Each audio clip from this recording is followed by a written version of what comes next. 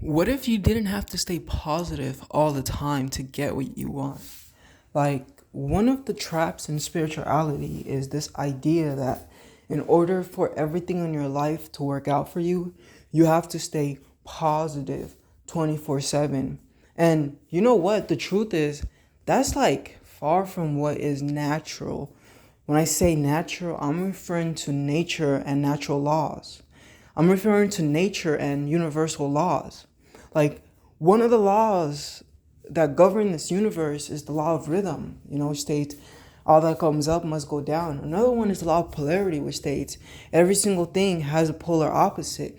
My point being that you're not meant to just stay positive, and just stay on the positive polarity, or stay up and never come down. Like, that doesn't make no sense. Rhythmically, everything goes up and down. Polarity wise, there's always going to be a positive and a negative to life, to our experiences. Now, today, I woke up and I was feeling pretty good, honestly. And most people, right, are talking about how the blood moon affected them this way and that way, and it was all bad, blah, blah, blah, blah, blah. But for me, it was a different story. And honestly, the truth is, a lot of people don't know how astrology works. As an astrologer, I have deep insight about astrology. It goes beyond the average person and even the average astrologer, because most of these astrologers are phony. They don't understand the depths and the occult nature of astrology. They don't understand the correlation between astrology and religions or masonry. And that is very, very important and essential. When you really, really grasp how they utilize astrology to remix the whole world and put them under this spell, then now you're operating from a level where you no longer are a bitch to the stars, but the stars are your bitch. In other words, you no longer fall under the rulership of the stars, but you start ruling the stars. And anyone else who's ignorant of the stars, they become your slaves too. That's what's going on in this world. You know what I'm saying? Like, but that's besides the point. The point of that little rant was just to explain how astrology doesn't have like the power to truly determine your destiny and fate. Hell no. You actually have the power within you, but unfortunately, the majority of you don't even know how to use your mind correctly. Unfortunately, the majority of you want to go out and save the world when you can't even save the relationship in your homes. You talk about dysfunctional families and this and the third and the fourth. Oh, I'm spiritual, so I don't fit in with my family. But oh, I'm spiritual, so I'm super powerful and I can create my reality. Shut the fuck up. Like, no one wants to hear that. I'm sorry, but it's so true. Look, I'm a Virgo rising, right? My ascendant. Look, my ascendant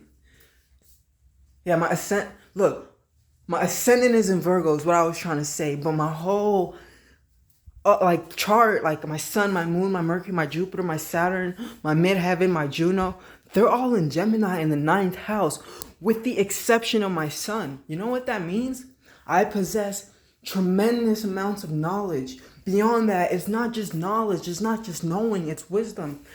Why do I say that? Because wisdom comes from experience. It's only a few of us who have died and came back like I have.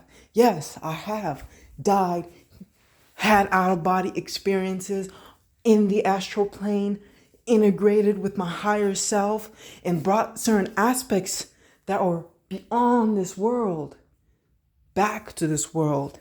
And now I'm trying to help you, funky, phony ass motherfuckers. But you got spiritual egos running around, people remixing their minds, thinking that what they know is what they know and that's it, that's all. Not realizing that sometimes in order for you to truly attain a higher level in spirituality, a higher level in life in general, you have to empty out your cup and allow another person to refill it with you. You know what I'm saying? Refill it for you. Like, that's the real spill right there. But anyways, right now, today, Saturn is opposing my, no. The sun is opposing my ascendant, but it's at the same time squaring my sun as well. Pisces sun at 28 degrees. My sun is Gemini at 28 degrees. And then I also have my ascendant at 26 degrees Virgo. So it's aspecting a couple things. I have a couple things late degrees Gemini. That's another story though. But I woke up, it was a beautiful, positive day, and then someone decided to F with me, but I just wasn't having it today. Beyond that, it was like, because of that opposition between, it was not even the opposition between the sun, because those are squares, but the opposition between my ascendant and my sun, I started to look from an outside perspective and realizing how people were like acting towards me.